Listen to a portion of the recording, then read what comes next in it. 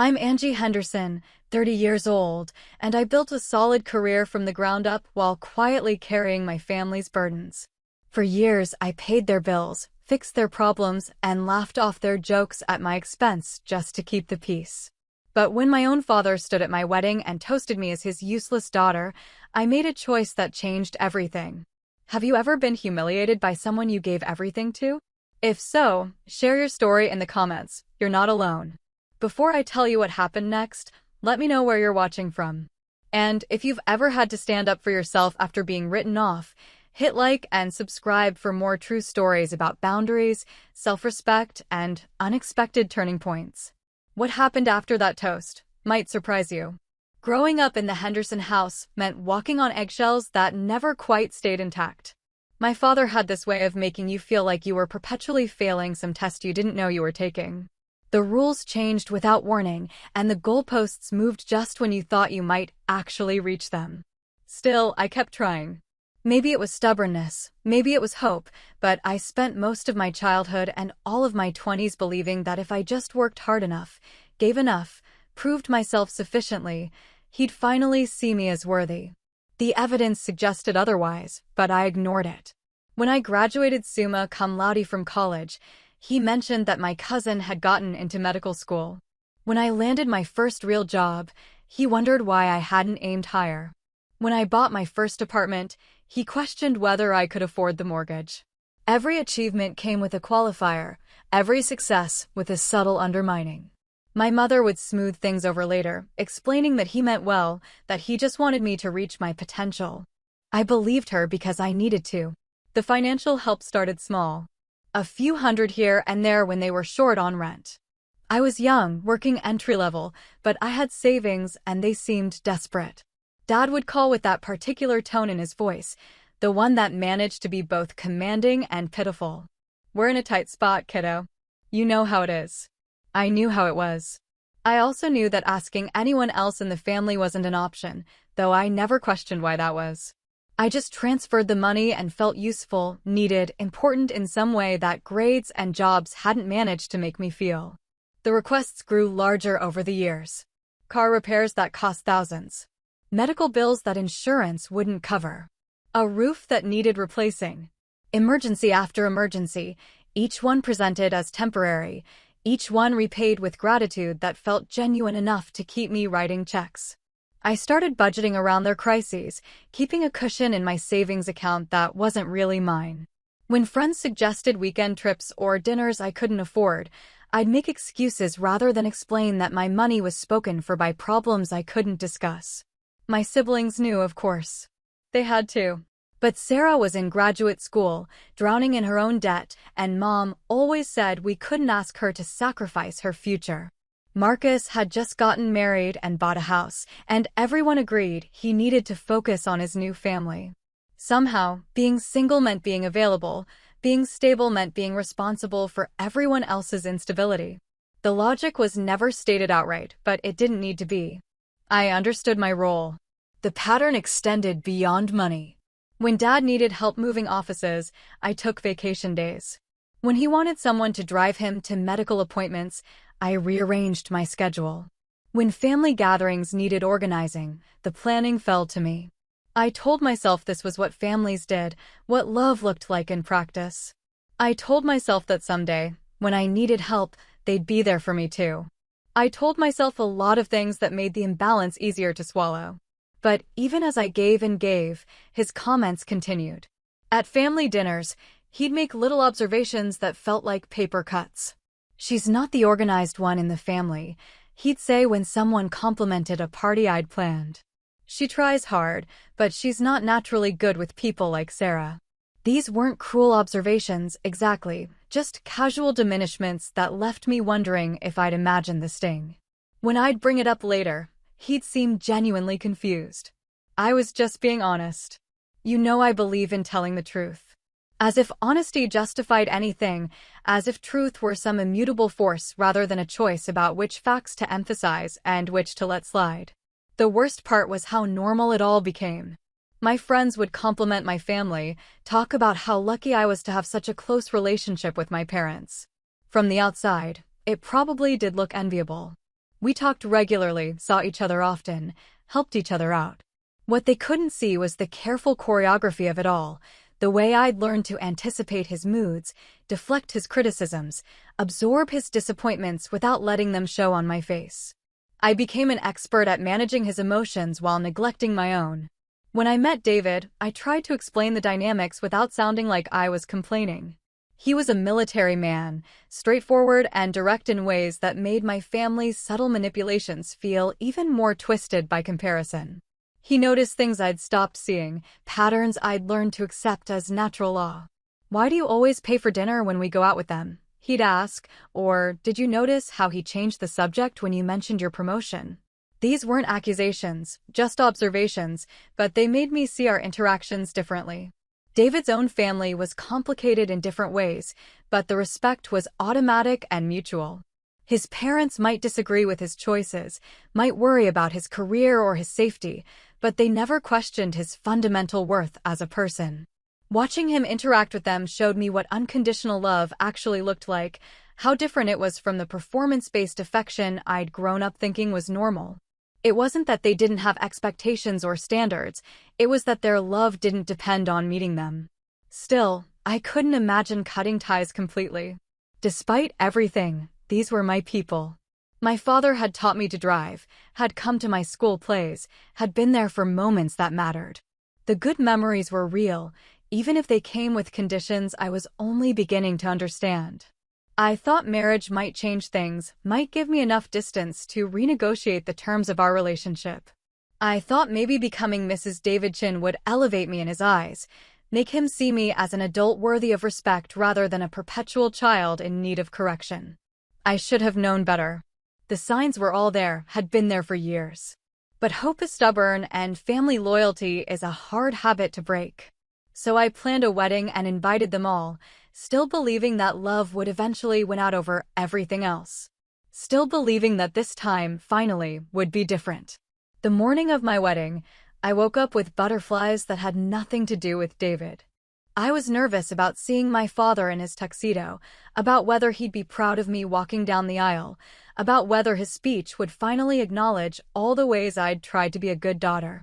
I was still hoping for magic, still believing in fairy tale endings where love conquers all and families learn to see each other clearly. I had no idea that by the end of the night, I'd stop hoping for either. As I got older, his remarks grew sharper and more public. What had once been private criticisms became performance pieces for family gatherings, little comedy routines where I played the incompetent daughter and everyone else got to laugh along. The jokes followed predictable patterns. If someone mentioned a complex task, Dad would chuckle and say, "Well, we won't ask her to handle that." If a conversation turned to successful careers, he'd pat my shoulder and add, "She does her best, bless her heart." The laughter always came easily from my siblings and their spouses, from cousins and aunts who were probably just relieved not to be the target. I learned to smile on cue, to play along with the routine. Pushing back only made things worse, turned me into the family member who couldn't take a joke, who was too sensitive for her own good. So I developed a repertoire of self-deprecating responses, ways to deflect the sting by getting there first. "You know me, hopeless as always," I'd say, laughing along with everyone else while something inside me curled up tight. It became second nature, this performance of inadequacy, until I almost believed it myself.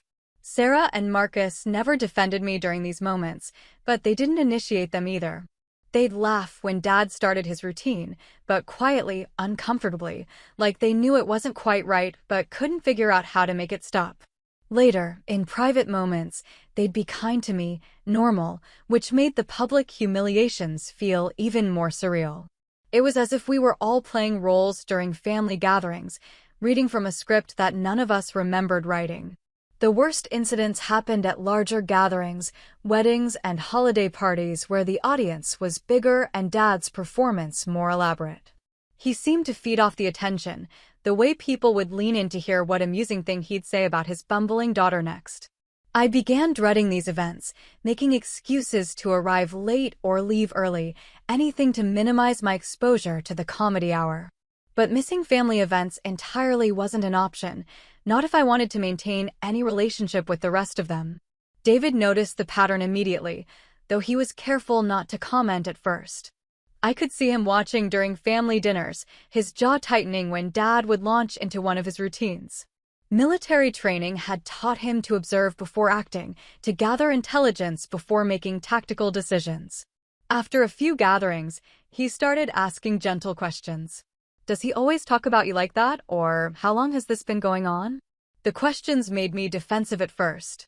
I'd make excuses, explain that it was just Dad's sense of humor, that he didn't mean anything by it. But David's questions planted seeds that grew uncomfortable in my mind.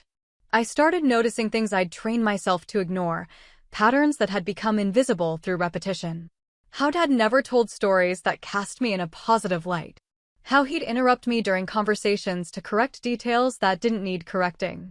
How he'd volunteer me for tasks he assumed I couldn't handle properly, setting me up for either failure or backhanded compliments about exceeding expectations.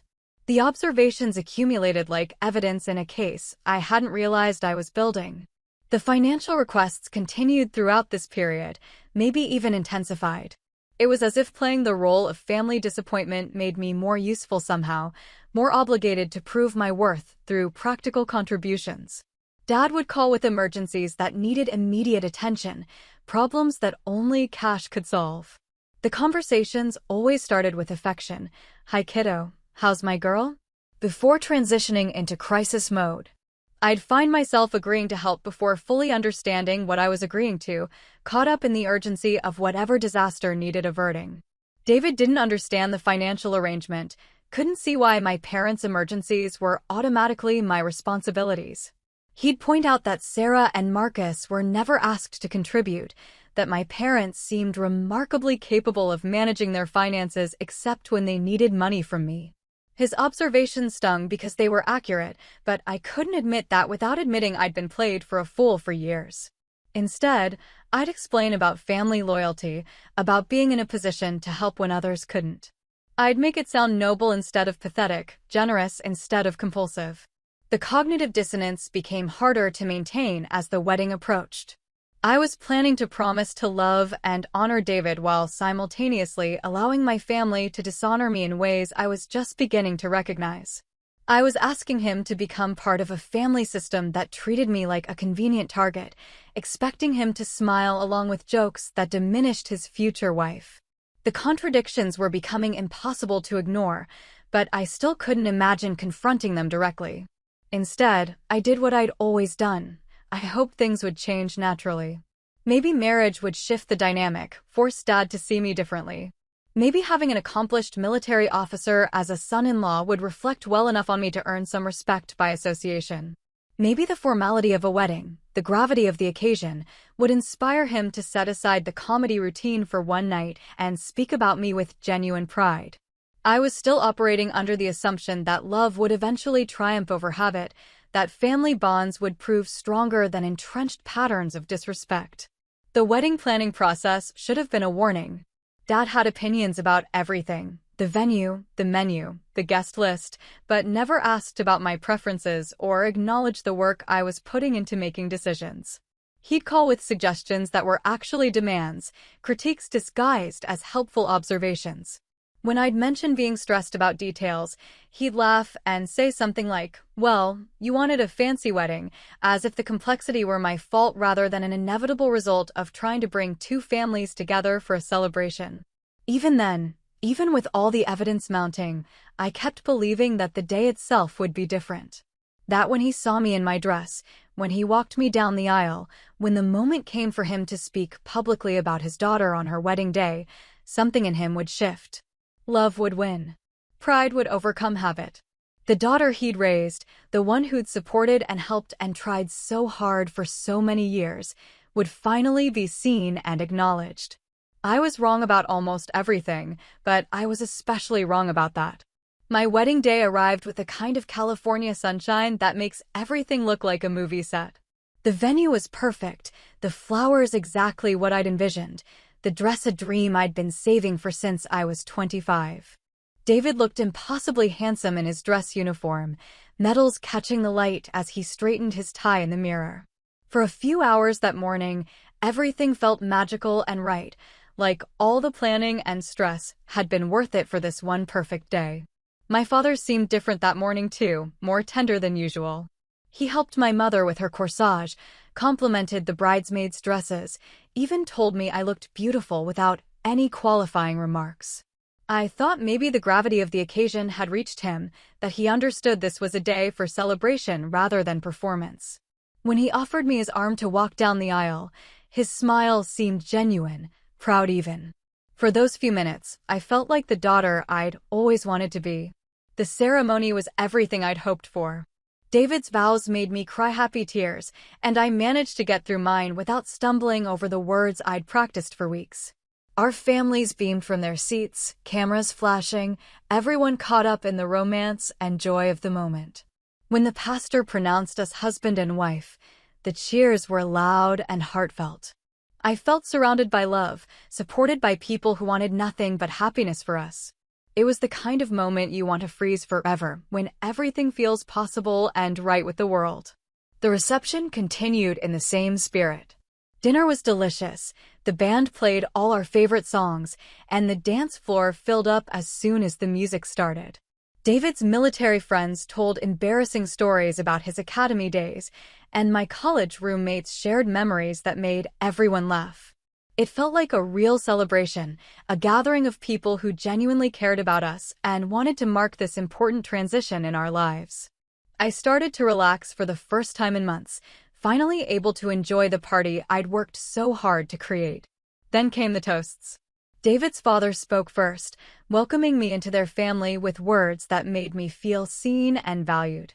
My maid of honor shared funny stories about our friendship that had everyone smiling. Marcus raised his glass to wish us happiness and success, brief but sincere. Everything was going exactly as planned, exactly as I'd hoped. The evening felt charmed, blessed, perfect in every way that mattered. When my father stood up with his glass, I felt a flutter of anticipation mixed with anxiety. This was the moment I'd been waiting for, hoping for, the chance for him to publicly acknowledge me with pride instead of amusement. The room quieted down, everyone turning to listen to what the bride's father would say. He cleared his throat, smiled at the crowd, and began to speak. "I'd like to propose a toast," he said, his voice carrying clearly through the suddenly silent room. I held my breath, ready to finally hear the words I'd been waiting for my entire life. "To my useless daughter." The words hit like a physical blow, stealing my breath and making my vision blur around the edges. For a split second, I thought I'd misheard, that the acoustics had somehow twisted his words into something cruel and impossible. But the laughter that followed confirmed it. People actually laughed. Cameras flashed. Someone whistled appreciatively, as if he delivered a particularly clever punchline. My face burned with humiliation so complete and devastating that I couldn't even process it fully. I just sat there, frozen in my wedding dress, while my worst fears played out in front of everyone who mattered to me. The laughter seemed to go on forever, though it probably lasted only seconds. I could hear my mother's nervous giggle, Sarah's uncomfortable chuckle, the hearty guffaws of uncles and cousins who thought they were witnessing harmless family teasing. Only David's family sat in stunned silence, their faces reflecting the shock I was too paralyzed to show.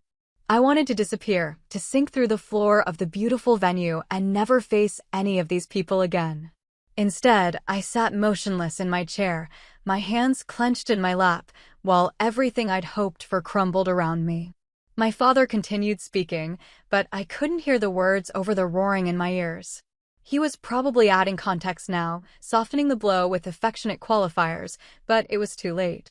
The damage was done. The moment ruined, the fairy tale ending I'd been hoping for transformed into a nightmare I'd remember forever. On what should have been the happiest day of my life, in front of everyone I loved, he'd reduced me to a punchline one final time. And people had laughed. That might have been the worst part of all, that they thought it was funny. I barely remember what happened immediately after the toast ended. My mind went somewhere else, somewhere safe and distant where words couldn't reach me. I know people came up to congratulate us, that the band started playing again, that life continued as if nothing devastating had just occurred. I must have smiled and thanked them, must have pretended everything was fine, because no one seemed to notice that I'd essentially died inside during my father's speech. The show went on, as shows always do, while I learned what it felt like to have your heart broken by someone who was supposed to love you unconditionally. Later, while everyone else danced and celebrated, I found myself sitting alone at our sweetheart table, staring at my untouched cake and trying to understand what had just happened. Years of small humiliations had led to this moment, this public execution of my dignity on what should have been my most special day. I thought about all the money I'd given them, all the favors I'd done, all the times I'd swallowed his criticisms and smiled through his jokes. I thought about how I'd convinced myself it was love, how I'd made excuses for behavior that no one should have to tolerate from anyone, much less from a parent. For the first time in my life, I asked myself why I kept accepting this treatment. What was I getting out of this relationship that made the pain worth enduring? What exactly was I so afraid of losing that I'd allowed myself to be diminished over and over again? The questions hurt almost as much as his words had, because they forced me to confront truths I'd been avoiding for decades. I wasn't just a victim of his cruelty. I was a collaborator in it, an enabler who'd taught him that I would accept anything he chose to dish out. The realization was devastating and liberating at the same time. Devastating because it meant accepting responsibility for my own suffering, admitting that I'd chosen this dynamic as much as he had. But liberating because choice meant agency, and agency meant the possibility of change. For the first time, I understood that I didn't have to keep playing this role, didn't have to keep hoping he'd suddenly transform into the father I'd always wanted. I could choose differently. I could choose myself. The moment David set his glass down, everything changed. Not just the sound, though that was dramatic enough, the sharp clink of crystal against wood cutting through the laughter like a blade, but the entire energy of the room. Conversations stopped mid-sentence. People turned to look. Even the band seemed to sense something shifting, their music trailing off into uncertain silence. In that quiet space, my husband's voice carried with absolute clarity and unmistakable authority. "You don't get to talk about my wife like that." His words were measured, controlled, but there was steel underneath that made everyone in the room understand this wasn't a joke or a playful pushback. This was a line being drawn, a boundary being established by someone who clearly had no intention of backing down. David didn't raise his voice. His military training had taught him that real authority didn't need volume, but every syllable carried the weight of absolute conviction. He was defending his wife, and he was doing it publicly, in front of everyone who'd just laughed at her expense. My father's face went through a series of rapid changes. Surprise first, then confusion, then a kind of nervous anger that suggested he wasn't used to being challenged so directly. He tried to recover with a laugh, the same dismissive chuckle he'd used to deflect criticism for years. "Come on, David, you know I'm just kidding around. She knows I don't mean anything by it." But his voice sounded thin and uncertain, like he was testing the waters of a situation he didn't quite understand. The easy confidence of moments before had evaporated entirely. David didn't smile back. He didn't soften his expression or give my father an easy way out of the confrontation. Instead, he stood up slowly, his full height and military bearing making him an imposing presence even in formal wear. "No," he said simply. "That's not how this works anymore." The finality in his tone left no room for argument, no space for the kind of manipulative backtracking my father usually employed when someone questioned his behavior. This was happening whether he liked it or not. The silence that followed was unlike anything I'd ever experienced at a family gathering. Usually, someone would rush to smooth over any tension, to make jokes or change the subject until everyone could pretend the uncomfortable moment had never occurred. But nobody moved to rescue my father this time. My mother sat frozen in her chair, probably as shocked by the confrontation as everyone else. Sarah and Marcus looked everywhere except at the main players in this drama. Even the extended family members, the ones who usually found Dad's routines so amusing, seemed unsure how to react. For the first time in my memory, my father was the one who looked small. Without an audience laughing along with his jokes, without the safety of established family dynamics to hide behind, he seemed diminished somehow. Older. Less certain of his place in the world. He tried to regain control by appealing to the crowd, spreading his hands in a "can you believe this guy?" gesture that fell completely flat. "It's just family teasing," he said to the room in general. "We've always been this way. She understands." But nobody laughed this time. Nobody nodded in agreement. Nobody came to his rescue. I realized I was holding my breath, waiting to see what would happen next. Part of me was terrified. This kind of direct confrontation was exactly what I'd spent years trying to avoid. But another part, a part I'd kept buried for so long I'd almost forgotten it existed, felt something I barely recognized. Relief. Someone had finally said what I'd never been able to say myself. Someone had finally stood up to him on my behalf. Someone had seen the cruelty for what it was and refused to pretend it was acceptable. David wasn't finished. He walked around the table until he was standing directly behind my chair, his hands resting gently on my shoulders in a gesture that was both protective and possessive. The message was clear: she's mine now, and I don't accept the way you've been treating her.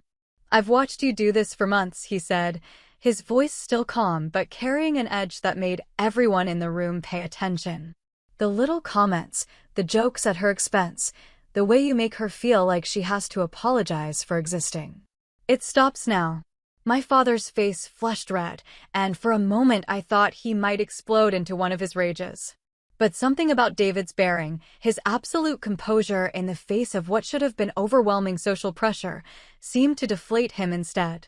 Maybe it was recognizing another alpha male, someone who wouldn't be intimidated by bluster or manipulation. Maybe it was simply the shock of being called out so directly, so publicly. Whatever it was, he didn't fight back the way I'd expected him to. Instead, he tried a different approach, one I'd seen him use when his usual tactics failed. He softened his voice, put on his most reasonable expression, and tried to make David the unreasonable one.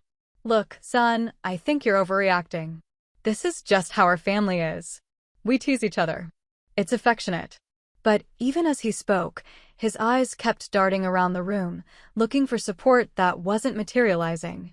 The other guests were watching this unfold like a tennis match, their heads turning between the two men, but their expressions remaining carefully neutral. "Affection doesn't require an audience," David replied. "And it doesn't leave the person feeling worthless."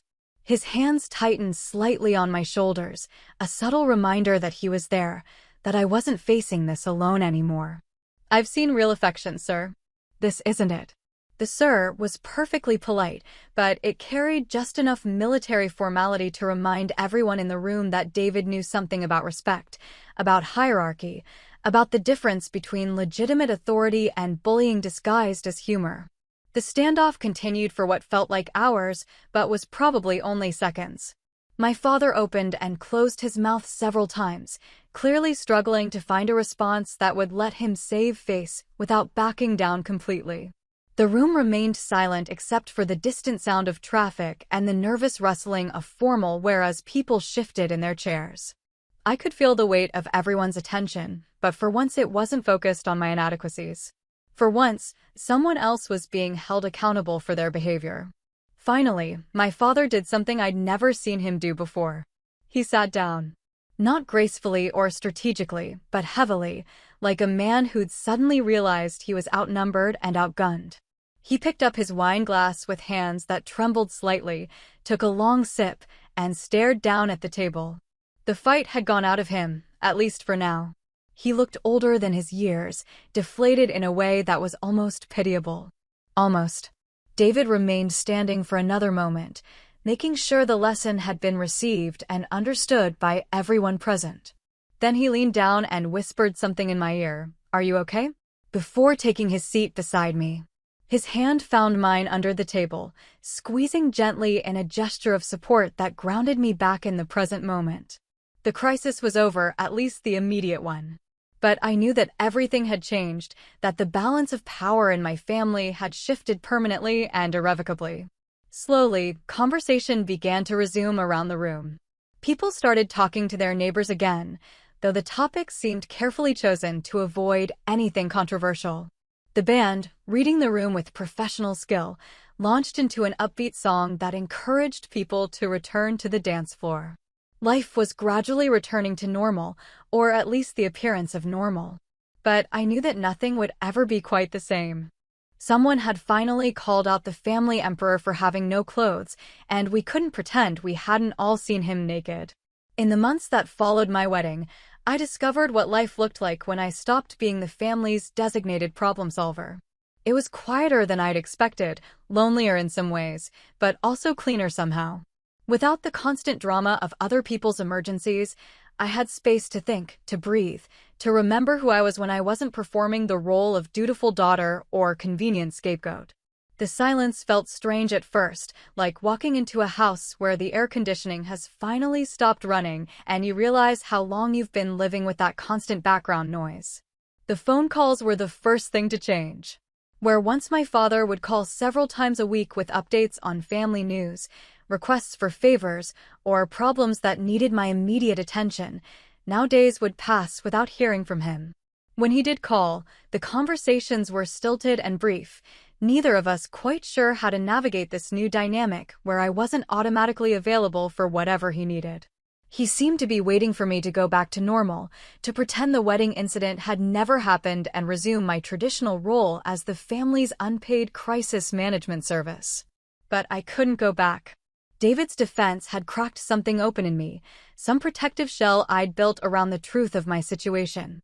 Without that shell, I could see clearly for the first time how much of my life had been consumed by managing other people's problems while ignoring my own needs. I started noticing things I'd trained myself not to see: how exhausted I felt after family phone calls, how anxious I got when their number showed up on my caller ID, how much mental energy I spent trying to anticipate and prevent their next crisis. The financial requests were harder to decline than I'd expected. Years of conditioning don't disappear overnight, and guilt is a stubborn emotion to shake. When Dad called about a car repair that insurance wouldn't cover, my first instinct was to ask how much he needed and when he needed it by. But David's presence in my life had given me something I'd never had before, a witness to these interactions who could see them clearly without the distorting lens of family obligation. "You don't owe them money," he'd remind me when I wavered. "You don't owe them anything." Sarah and Marcus seemed confused by the change in family dynamics. They'd grown used to me being the reliable one, the sister who could be counted on to handle whatever parental crisis emerged. When they called looking for updates on Dad's latest drama or expecting me to coordinate family events, they found me strangely unavailable. I wasn't hostile or dramatic about it, I just wasn't there the way I used to be. I stopped being the family's central communication hub, the person everyone called first when they needed information or assistance or someone to vent to about the others. The most difficult part was learning to sit with other people's disappointment without rushing to fix it. Dad would call with problems that would have once sent me into immediate problem-solving mode, and I'd have to consciously resist the urge to step in. When he mentioned being behind on bills, I offered emotional support instead of financial assistance. When he needed help with complicated paperwork, I suggested he hire someone rather than volunteering my weekend. The conversations often ended awkwardly, with long silences where his expectation of my help bumped up against my new boundaries. Some family members tried to guilt me back into my old role. "He's getting older," my mother would say when I declined to handle some task that Dad couldn't manage alone. "You know how he is. It's just easier if you take care of it." But easier for whom? I was beginning to understand that my convenience had always been sacrificed for everyone else's, that easier usually meant easier for them while being much harder for me. I started asking questions that made people uncomfortable. Why can't Marcus help with this? Why is this automatically my responsibility? What happened before I was available to handle these things? The questions revealed cracks in the family narrative that had sustained my role as the designated helper. It turned out that many of their emergencies were actually predictable consequences of poor planning or irresponsible behavior. The financial crises often coincided with unnecessary purchases or expensive vacations that somehow hadn't been mentioned when they were asking for money. The urgent deadlines were frequently the result of procrastination or disorganization that could have been avoided with basic adult planning skills. Without me rushing in to solve every problem, some interesting patterns emerged. Marcus and Sarah started getting calls they'd never received before, requests for help that had previously been routed automatically to me. They discovered what it felt like to be the family's first choice for difficult conversations, inconvenient favors, and emergency assistance. Some of them rose to the occasion admirably. Others suddenly became very busy whenever their phones rang. The distribution of family labor began to equalize in ways that revealed how unbalanced it had been before. Dad's reaction to these changes was complex and sometimes concerning. Without my constant support propping up his image, his shortcomings became more visible to the rest of the family. The charming, slightly helpless father figure who needed his capable daughter's assistance was revealed to be someone whose problems were often self-created and whose helplessness was somewhat selective. Family gatherings became tenser as people witnessed behavior they'd previously only heard about secondhand, filtered through my diplomatic reporting. The most surprising development was how much energy I had once I stopped spending it all on family management. Projects I'd put off for years suddenly seemed manageable. Hobbies I'd abandoned due to lack of time reappeared in my schedule. David and I could make weekend plans without me having to check first whether any family crises needed my attention. I started sleeping better, worrying less, feeling like my life belonged to me again instead of being borrowed indefinitely by people who couldn't manage their own affairs. But the transition wasn't without cost. Some relationships were damaged, possibly permanently. Extended family members who'd grown used to my organizational skills and conflict management abilities began excluding me from events I'd previously helped plan. Cousins who'd relied on me for regular updates about family news found other sources or simply stayed less informed. The family ecosystem had to reorganize itself around my absence, and not everyone was happy about the adjustments required. The hardest part was accepting that some bridges might be burned forever. People who'd benefited from my constant availability weren't necessarily going to respect my decision to step back, and they weren't going to thank me for the years of service I'd provided. Some of them seemed to view my new boundaries as selfishness, my refusal to continue enabling their dysfunction as betrayal. They wanted the old me back, the one who absorbed criticism gracefully, who solved problems without complaining, who could be counted on to sacrifice her own needs for the greater family good.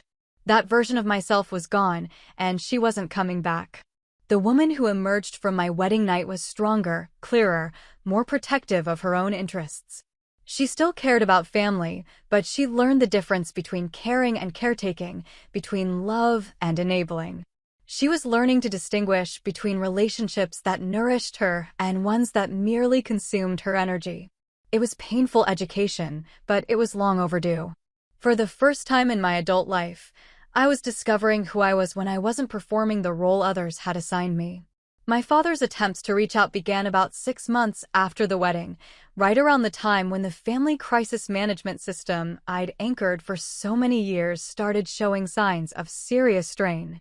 The calls came sporadically at first, awkward check-ins where he'd ask how I was doing with the careful tone of someone testing the temperature of water they're not sure they want to enter.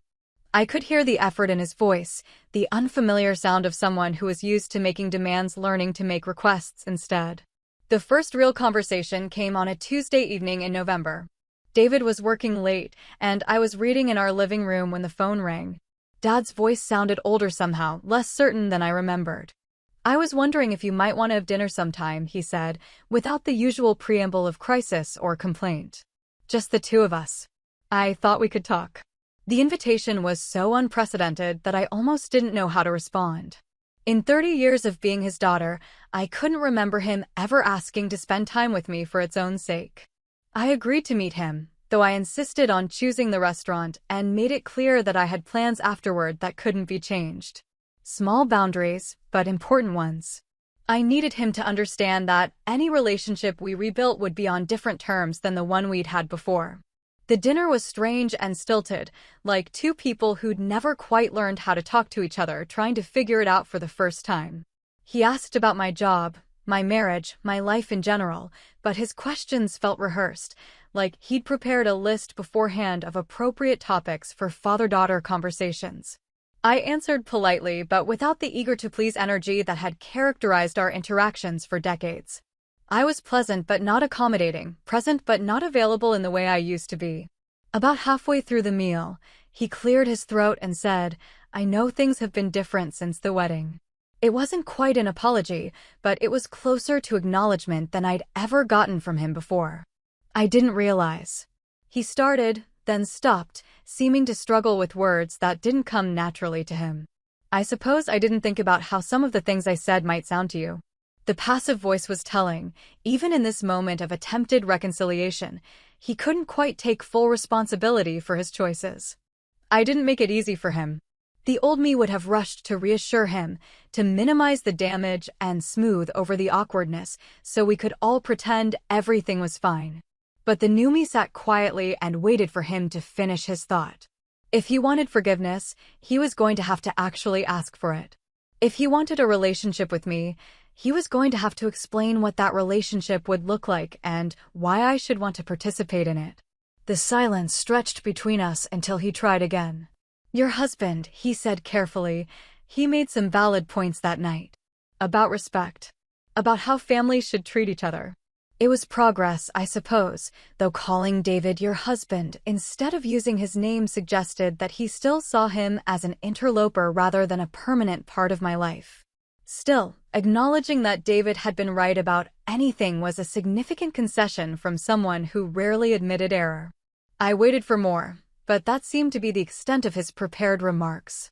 When it became clear that I wasn't going to fill the awkward silence with gracious acceptance, he shifted uncomfortably in his chair and tried a different approach. "I miss talking to you," he said, and for the first time that evening, his words sounded completely genuine. "I miss knowing what's going on in your life. I miss having you involved in family things." The admission surprised me with its honesty, but it also revealed how little he understood about why our relationship had changed. "You can know what's going on in my life," I told him. "But the way you learn about it has to be different. You can't call me every week with some crisis, and then act like I'm unreasonable for not dropping everything to fix it. You can't make jokes about me being incompetent and expect me to laugh along. You can't treat me like I exist primarily to make your life easier, and then be surprised when I stop being available for that role." He listened without interrupting, which was itself a departure from our usual dynamic. When I finished, he nodded slowly, like he was processing information that was both surprising and somehow expected. "I suppose I did rely on you quite a bit," he said finally. "Maybe more than was fair." Again, the careful language that acknowledged the effect without quite admitting intentional harm. But it was something, a recognition that our previous relationship had been imbalanced in ways that weren't sustainable. We agreed to try having monthly dinners, structured conversations where we could rebuild our relationship on more equal terms. He would update me on family news without expecting me to solve family problems. I would share what I was comfortable sharing about my life without feeling obligated to provide unlimited emotional labor in return. It wasn't warm or easy, but it was honest in a way our interactions had never been before. The arrangement worked better than I'd expected, though it took time for both of us to learn the new rules. He'd occasionally slip back into old patterns, starting to describe some crisis with the expectation that I'd offer to help, then catching himself when he saw my expression. I had to learn to enforce my boundaries without being defensive, to state my limits clearly without lengthy justifications that invited argument. It was like learning a new language that we were both speaking imperfectly, but with gradually improving fluency. Other family relationships remained more complicated. My mother struggled with the changed dynamic, caught between loyalty to her husband and recognition that I'd been treated unfairly for years. She wanted peace more than justice, which meant pressuring me to be more accommodating rather than expecting him to be more respectful. Sarah and Marcus were adapting to having actual responsibilities in family crisis management, discovering how exhausting it could be to field every panicked phone call and urgent request for assistance. Some extended family members never adjusted to the new reality. Cousins who'd grown used to my organizational skills and conflict resolution abilities began leaving me out of family events rather than dealing with the inconvenience of planning things themselves. Aunts and uncles who'd enjoyed watching Dad's comedy routine at my expense seemed less interested in family gatherings where the entertainment value was reduced. The family ecosystem was reorganizing itself around different assumptions about who was available for what kinds of emotional and practical labor. But there were unexpected benefits to the new arrangement as well. Without the constant undercurrent of tension and resentment that had characterized our previous relationship, Dad and I could have conversations about topics we'd never explored before. He told me stories about his childhood that helped me understand some of his patterns without excusing them. I shared thoughts about my career and my marriage without fear that they'd be turned into ammunition for future criticism. We were getting to know each other as adults, maybe for the first time. The process was slow and sometimes frustrating. There were setbacks, moments when one of us would revert to old habits, and we'd have to negotiate our way back to neutral ground. But there was also genuine progress, a growing sense that we could have a relationship based on mutual respect rather than established hierarchy. It wasn't the father-daughter dynamic I'd dreamed of as a child, but it was real and sustainable in a way our previous arrangement never could have been. Most importantly, I learned that I could love my family without sacrificing myself for them, that boundaries weren't barriers to relationship, but prerequisites for healthy ones. The woman who emerged from this process was someone I barely recognized, but thoroughly approved of, someone who could care deeply about others without losing herself in their problems, someone who could be generous without being exploitative, someone who understood that real love requires respect and respect requires limits. It had taken 30 years and a public humiliation at my own wedding to learn these lessons, but better late than never. Today, almost 3 years after that devastating toast, I can look back on my wedding night as the beginning of something important rather than just the end of something painful. Not because the humiliation was worth it, it wasn't, but because it finally forced a reckoning that was long overdue. David's intervention didn't just protect me in that moment, it showed me what protection looked like, what it felt like to have someone refuse to let you be diminished. More importantly, it taught me that I deserved that kind of protection and that I could provide it for myself. The relationship I have with my father now isn't perfect, but it's honest. We see each other monthly, usually for dinner, sometimes for family events where we both understand the boundaries that govern our interaction. He doesn't call me with crises anymore, and I don't offer solutions to problems he hasn't asked me to solve. We talk about books, about current events, about his grandchildren when Marcus and Sarah bring them around. The conversations are careful but genuine, built on mutual respect rather than established patterns of dysfunction. He's never apologized directly for that toast or for the years of subtle cruelty that preceded it. I don't think he's capable of that kind of complete accountability, and I've made peace with that limitation. What matters more is that the behavior has changed, that he's learned to interact with me as an adult worthy of consideration rather than a convenient target for his frustrations. The relationship we have now is smaller than what I once hoped for, but it's also cleaner, more sustainable, more real. My marriage to David grew stronger through this process, deepened by the knowledge that he would stand up for me when I couldn't stand up for myself, broadened by the trust that comes from surviving conflict together. He taught me what it looked like to have someone in your corner unconditionally, not because you'd earned it through perfect behavior, but because you deserved it simply by existing. That lesson changed everything about how I understood relationships, family, love itself. The other family relationships found their own new equilibriums. Sarah and I are closer now, bonded by her growing understanding of what it was like to be Dad's primary emotional support system. Marcus struggled more with the changes, resistant to taking on responsibilities he'd never had to shoulder before, but even he eventually adapted. My mother remains caught in the middle, but she's learned to navigate family dynamics without expecting me to sacrifice my own well-being for everyone else's comfort. The extended family mostly adjusted or drifted away, depending on how much they valued the relationships versus the convenience of my previous role. Some cousins and aunts who'd relied on my organizational skills found other ways to coordinate family events, or simply had smaller, less elaborate gatherings. Others discovered they enjoyed more intimate celebrations that didn't require extensive planning and management. The family continued to function, just differently.